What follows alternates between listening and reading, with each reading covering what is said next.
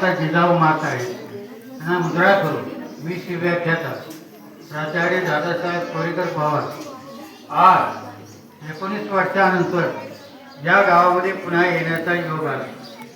आमचे मित्र मानेसर यांचा आग्रह आणि गेले 19 वर्षे सेवानिवृत्त झाल्यानंतर सुद्धा वीर बाजीप्रभू विद्यालय आणि सिंधचे ग्रामस्थ ज्यांच्याशी असलेला स्नेहसंबंध आजही आहे. उपस्थित सर्व ग्रामस्थ, ग्रामपंचायत सदस्य, तरुण कार्यकर्ते आणि विशेषतः बाजीप्रभू देशपांडे यांचे वंशज आणि आप्तेष्ट सर्व मंडळी आज इथं उपस्थित आहे. विद्यालयाचे विद्यार्थी इथं उपस्थित आहेत. आणि आपल्या माहितीसाठी सांगतो, वेळ आता बराच झालेला असला तरी मी थोडक्यात बाजीप्रभूंचं चरित्र आणि त्यांनी केलेल्या कार्याचा आढावा घेणार आहे. दुसरी गोष्ट अशी, तुम्ही घरी जा आणि घरी गेल्यानंतर यूट्यूबला दादासाहेब कोरेकर हे माझं चॅनल आहे. त्यात संपूर्ण मराठ्याचा इतिहास आहे. बाजीप्रभूवरची 2-4 भाषणं आहेत. तेव्हा तुम्हाला इथे जास्त नाही ऐकायला मिळालं तर घरी गेल्यानंतर निवांत ऐका. आणि सर्व छत्रपती शिवाजी महाराजांचा मावळ्यांनी जो त्याग केला या स्वराज्यासाठी ते याच भागातले होते. आणि विशेष म्हणजे स्वराज्य आणि स्वातंत्र्याची ज्योत जी पेटली ती या घोर आणि वेड्यामध्ये. आणि छत्रपती शिवाजी महाराजांना ज्या वीरांनी साथ दिली मरेपर्यंत, मरणाची चिंता त्यांनी केली नाही. मावळे संघटित केले, मावळे संघटित केले, फिरविले भाले, रक्ताने नाले, रक्ताने लिहिला अमर इतिहास. हा रक्ताचा इतिहास आहे. कागदावर इतिहास अनेक लेखकांनी लिहिला, माझ्यासारखे अनेक वक्ते बोलत असतील, पण ज्यांनी खरोखर रक्त सांडलं ते बाजीप्रभू सहित सर्वांना आज आदरांजली वाहतो. पावनखिंडीच्या लढाईमध्ये वीर बाजीप्रभू देशपांडे, गुलाजी देशपांडे, विठोजी काटे, शंभूसिंह जाधवराव, हैबतराव बांदर इत्यादी वीरांनी नेतृत्व केलं पावनखिंड लढवण्याचं. आणि 300 बांदर मावळे, बाजीप्रभू आणि बांदर मावळे हे एकच होते. याचं कारण असं आहे की दोन्ही घराणे बांदर घराण्याचे संबंधित बाजीप्रभूचं घराणं. आणि बाजीप्रभू हे देश कुलकर्णी होते, म्हणजे देशपांडे होते. 52 गावाची देशपांडे घराण्याची यांची वतनदारी आणि तेवढीच गावं जहागिरीची कृष्णाजी बांधाची होतं.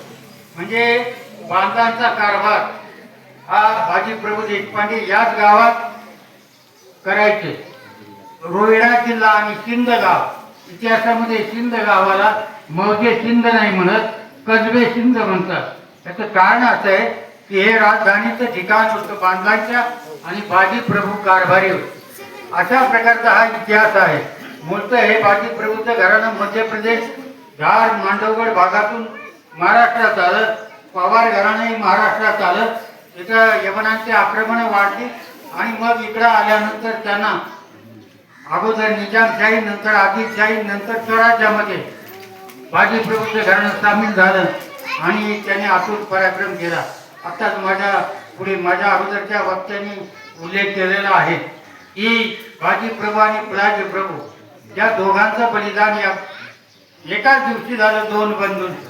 एका मातेनं आपले 2 पुत्र स्वराज्यासाठी अर्पण केले, बाजीप्रभू आणि पिलाजीप्रभू.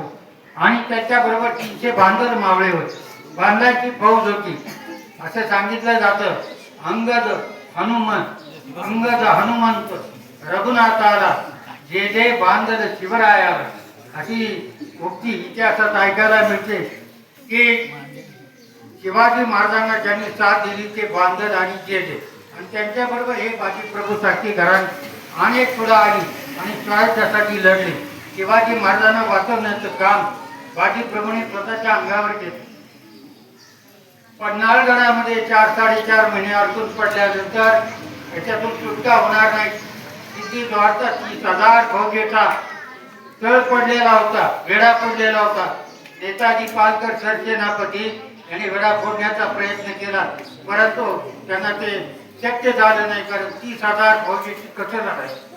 आणि मग बाजीप्रभू देशपांडे, शिवाजी महाराज, शिवा काशी यांची बैठक झाली.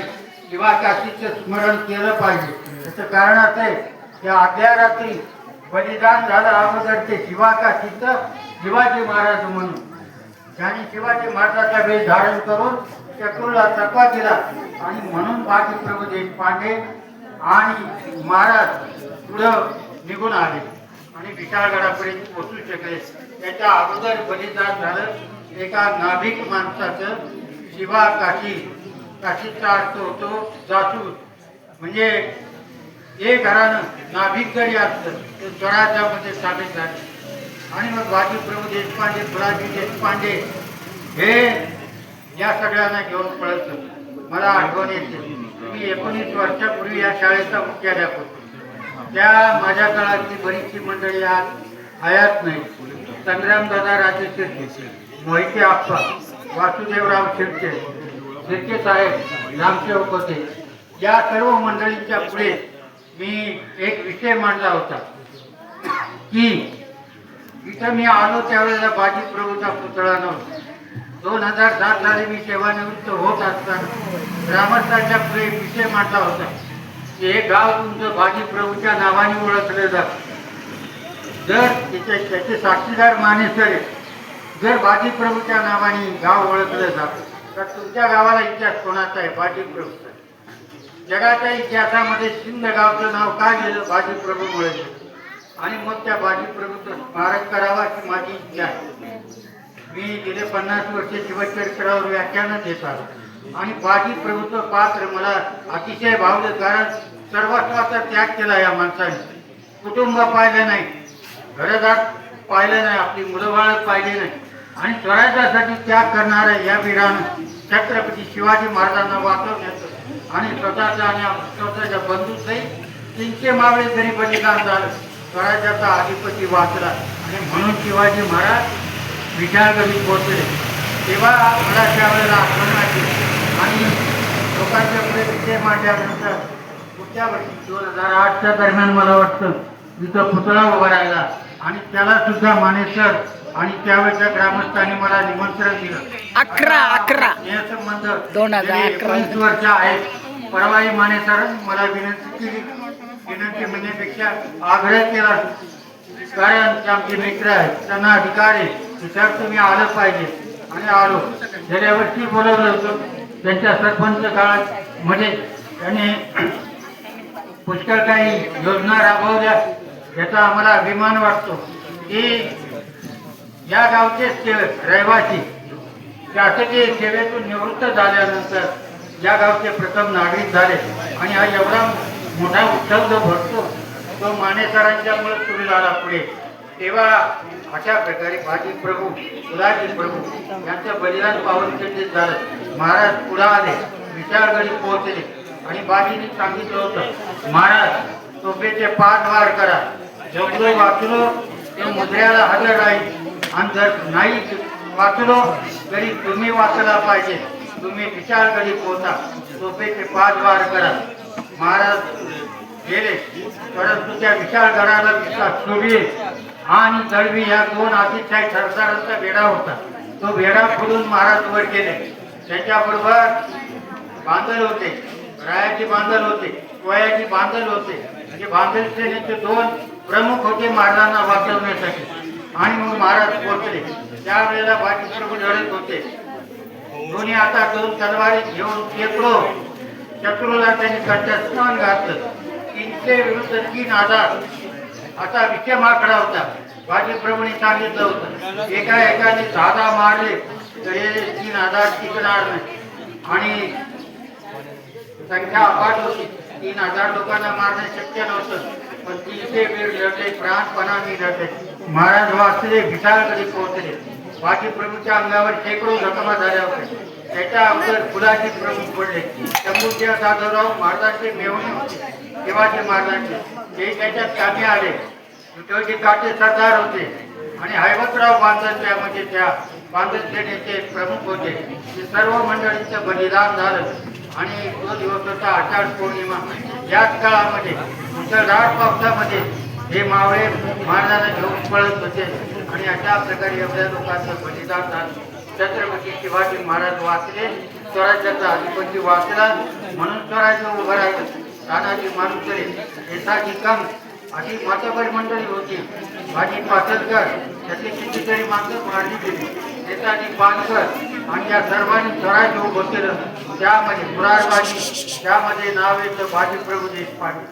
आणि या बाजीप्रभू देशपांडेच्यामुळे हे स्वराज्य वाचवण्याचा त्यांनी आटोकाट प्रयत्न केला. भारत वाचले म्हणजे स्वराज्य वाचलं. आणि अशा प्रकारे बाजीप्रभू बलिदान झालं. महाराज पोचले, पण महाराजांना कळलं बाजीप्रभू राहिले नाही. महाराजांना खूप दुःख झालं. आणि त्यावेळेला सिंदगावी महाराज स्वतः छत्रपती जिजाऊ मासाहेब या गावी आले. तुम्ही मोठे भाग्यवान आहात. तिथे छत्रपती शिवाजी महाराजांची पावलं लागली, तिथे राजमातेची पावलं लागली. आणि अशा या भूमीमध्ये आपल्या सर्वांचा जन्म झाला. याच्यापेक्षा मोठं भाग्य काय. आणि भोर आणि वेड्याच्या अनेक मावळ्यांनी या स्वराज्यासाठी बलिदान केलं. तेव्हा छत्रपती शिवाजी महाराज या बाजीप्रभूच्या वाड्यात त्या वेळेला आले. जिजाऊ मासाहेब आल्या. त्यांनी बाजीच्या घरच्या लोकांचं सांत्वन केलं. बाजीच्या आईचं आणि 2 पत्नीचं सांत्वन केलं. फुलाजी प्रभूच्या कुटुंबाचं सांत्वन केलं. आणि सर्व मावळे जे मारले गेले त्यांच्या घरोघर भेटी दिल्या. आणि अशा प्रकारे छत्रपती शिवाजी महाराजांनी बाजीप्रभूच्या मुलाला सुभेदारी सांगितली. त्या कुटुंबाला कोणत्याही प्रकारची चिंता राहणार नाही याची व्यवस्था केली. असा राजा होता. आता एकच 4 शब्दामध्ये सांगतो की असा कर्मचारी महात्मा उद्धार, सदाचार स्वाचार संपन्न थोर, शिवाचार का भूप झाला न कोठे, स्वदेशी विदेशी भाग्रस्त मोठे. राज्यकर्ता कसा असावा छत्रपती शिवाजी महाराज आपल्या प्रजेची काळजी घेणारा. आणि म्हणून लोक मरायचे, गेलो तरी ते असतात, माझं सोडून सुरक्षित राहील, महाराज काळजी घेतील. आणि म्हणून बाजीप्रभू सारख्या वीरांनी बलिदान केलं. या सर्व वीरांना या निमित्ताने आदरांजली वाहून आणि मला इथं आपण आपल्या कार्यक्रमामध्ये सहभागी करून घेतलं त्याबद्दल आपण सर्वांचे आभार मानतो. जय हिंद, जय महाराष्ट्र.